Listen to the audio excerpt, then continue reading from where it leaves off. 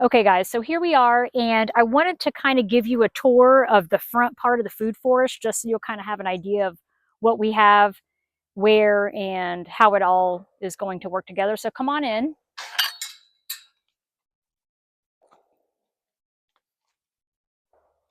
All right, so over here on the right, this is a mango tree. We just planted it last year. It is a honeykiss mango. I planted a lantana back there.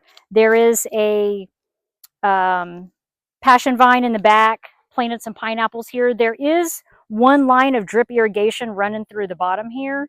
It starts over here and runs this direction, so I planted the pineapples around those. I do find that pineapples, they do like sandy type of soil, and they do like consistent watering, so that's why I planted them by the drip line.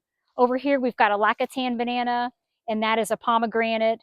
We just planted that pomegranate earlier this year. It did have a few fruits on it, but I just went ahead and pulled them off. So coming over here, this is an avocado. We just planted this a few months ago. It's not very old. It's a lila. And this is a native plant. I don't know exactly what it is, but the pollinators really like it. If you come down closer over here, you can see all of the pollinators on it. They just love it. Okay, and then continuing on, this is a pineapple guava. It's been here for about 2 years. It hasn't fruited yet. I'm not really sure why it hasn't fruited. This is Bear. She's looking for lizards. You looking for lizards? You looking for lizards? Okay, all right. And continuing on, this is a rosemary. This plant I actually propagated as a little cutting from one of my larger rosemaries in the back. I'll show you that in another video. But this is all from that mother plant. And if you come in closer here, these flowers attract the pollinators. I mean, these pollinators love these flowers. If you're looking for a plant that the pollinators really enjoy, this is the plant to have. And not only that, but this stuff smells amazing. I mean, it is like super potent, smells phenomenal. And now my hands are going to smell like rosemary for the rest of the day. All right, this is a pagoda flower. I did not plant this here. I dump a bunch of leaves here every year, and it just popped up with some of those. I know it can get a little invasive because after this popped up, these two popped up, which is fine for me. It's not that fast growing, and it's not super tall. It's like maybe a dwarf pagoda flower. So I have seen some that are like super tall, but this is like a short one. I really like it. I'm just going to leave it, let it do its thing. Hey, Peppy. All right, this one right here is an avocado tree. We planted this, I believe it was February of last year. And this year we were able to get three edible avocados off of it. So it is an excellent producer here. It does have a drip line running near the bottom of it. And this is an avocado poncho. Like I said, it does have a drip line. It does not have a soaker. I'm sorry, it does not have a dripper on it. It's just a drip line, you know, like where it has one emitter every 12 inches or so. Anyways, continuing on, this is a peach. I'm not sure of the variety on that. It doesn't have a tag on it. No, does not have a tag. But it did give us some peaches this year. They were just really small, so I need to thin them out. This is a Pickering mango. This was planted February of last year as well. I planted a pineapple up there. This is a small leaf chaya, y'all. The leaves are edible if you boil them first. I've always been a little hesitant to actually cook them, but a side benefit are these beautiful white flowers that the pollinators love. Look at that. Butterflies, flies, bees, they all love these flowers here. And it does need to be cut back. It will get a little out of control if you don't, so I really need to cut that back. All right, and then this is a Tebow mango. It's been here since last year, also February of last year. And it didn't really look that good when we planted it, so I didn't know if it was going to make it, but it's making it. And that one, and actually all the other mangoes do have a dripper on them, giving them water. So let's continue on this way. This is a silver Bismarck. We planted that, I don't know, maybe 5 years ago. That's my husband's. He really likes the silver Bismarcks. Okay.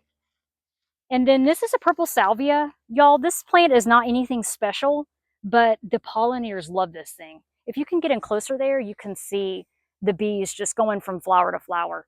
This thing is buzzing, y'all. Super easy to propagate. I'll make a video on it another time.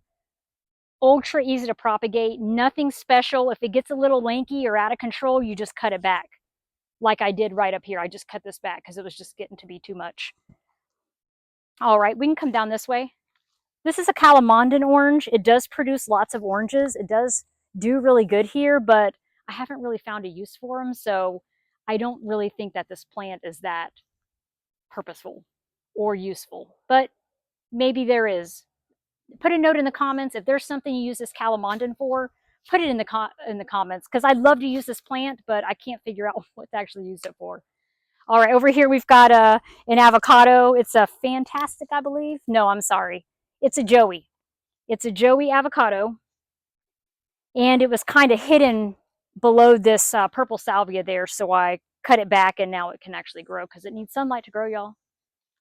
This is an old peach tree. I'm not sure of the variety. It's been here maybe 3 or 4 years, but it gives us fruit every year. It was larger than this, but we had some pine trees cut down because they were dying, and part of it was damaged. Come over this way. Okay. Part of it was damaged, but it still continues to grow.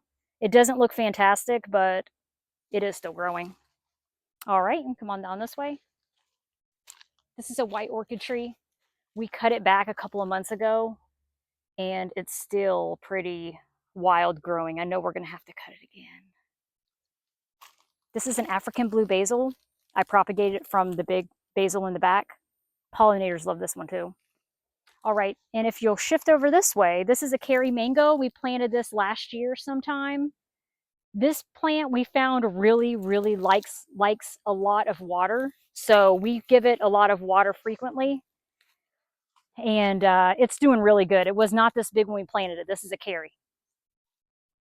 Over here, I kind of skipped over these bananas. These are dwarf Grand Nain bananas. They were given to me as Grand Nains, so I thought they were tall.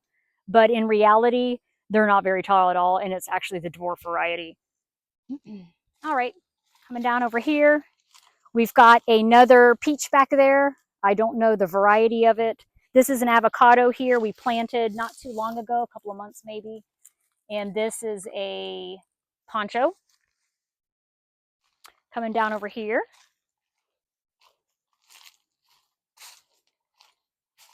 This is a coconut cream mango. We planted that this year. And I cut it back a couple times and it looks a little bit bunchy, but I think it's doing good. I'll have to keep my eye on that one.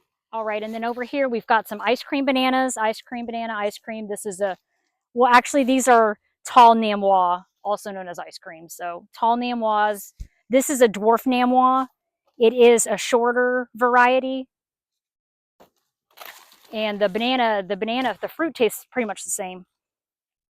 This down here is an African blue basil, also propagated from my parent blue basil in the back. And then over here, this is a Queen's Wreath. We actually got this at the flea market around here. That's not really working. We got this for like, I don't know, I want to say I paid maybe $40 for it. And it's a Queen's Wreath.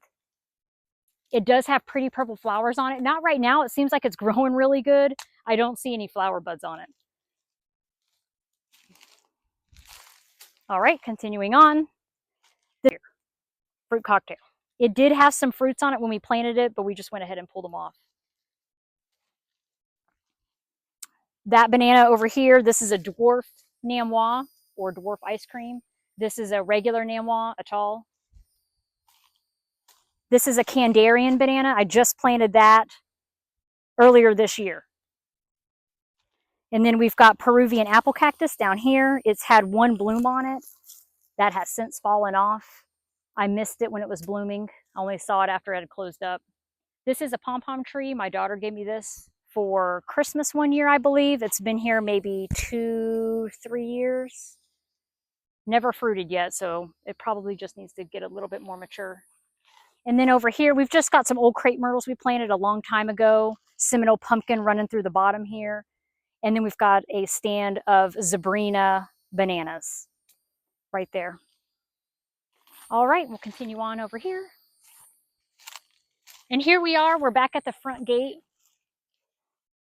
And one last thing I'm going to show you here is this mango. We planted this mango last year, and this is a ice cream mango.